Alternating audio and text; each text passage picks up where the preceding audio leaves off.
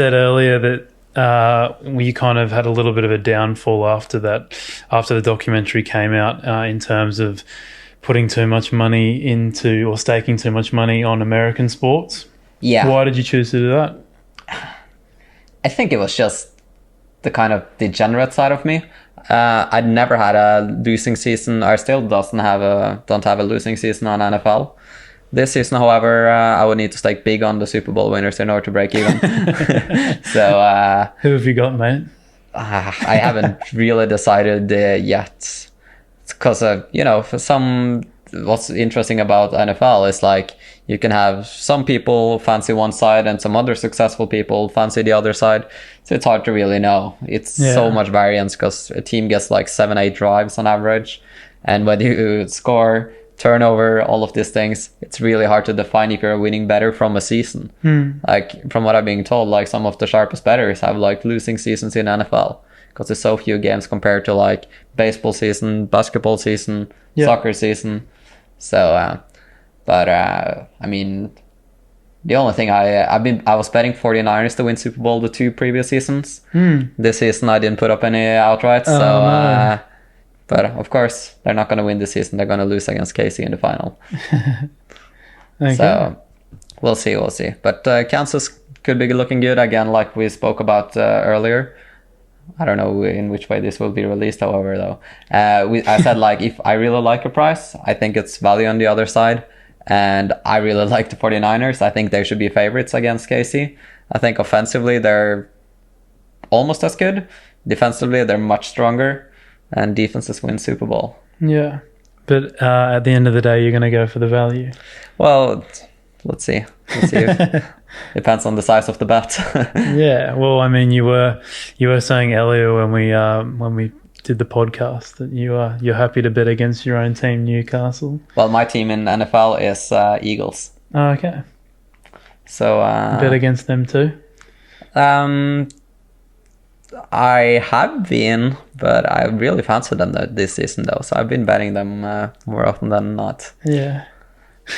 Not probably going too well. Yeah. Okay.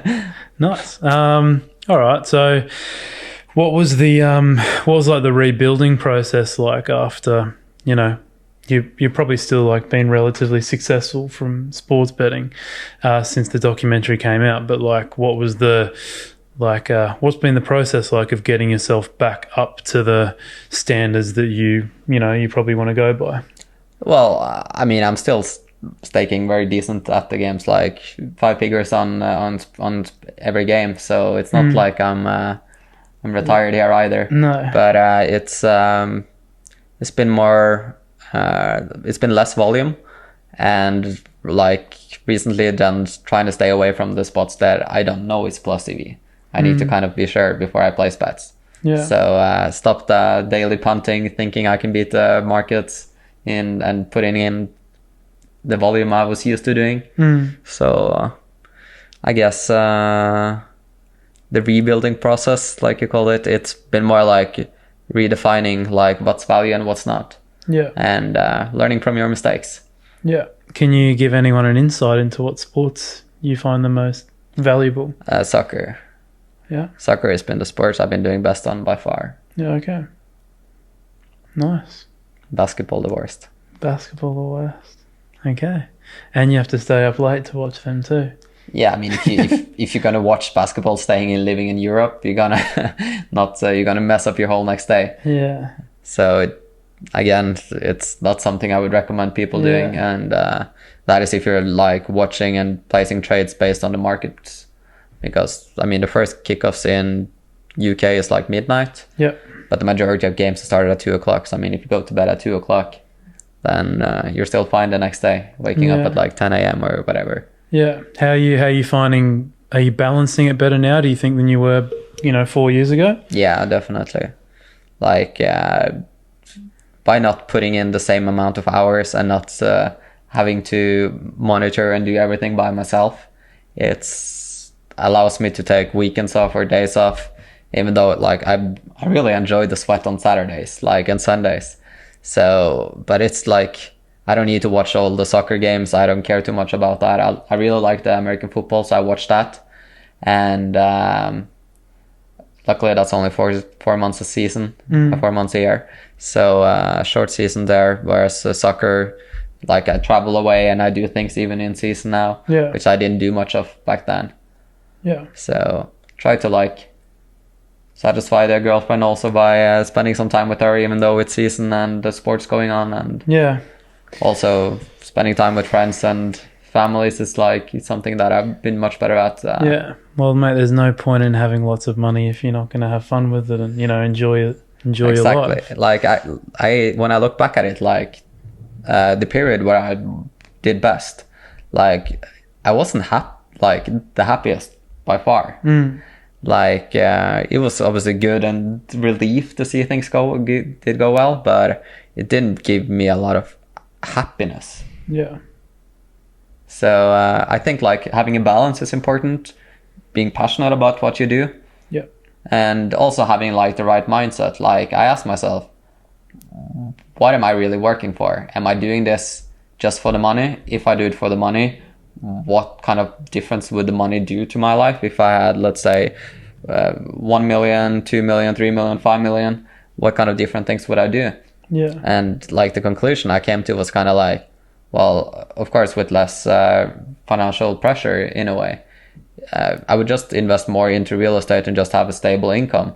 But that stable income, having that, like, how would my life look like? I said to myself, well, I would play more golf. I would start working out more. I would be eating more healthy. But I also said to myself, well, that's stupid, because I can do all of these things right now. And it's important to do those things, because if you don't do those things now and you don't enjoy the road there to success, or whatever you want to call it,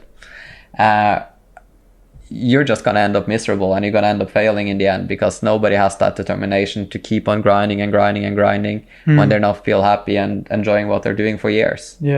So trying to be more balanced and focusing about like yourself and your own happiness is something that I think is number one key to success. What makes you happy, mate? Outside of obviously betting and spending time with your girlfriend, what makes you happy? So I like to compete, which is why I think like this industry is really good. Like with poker, it's competition. Golfing, you can compete.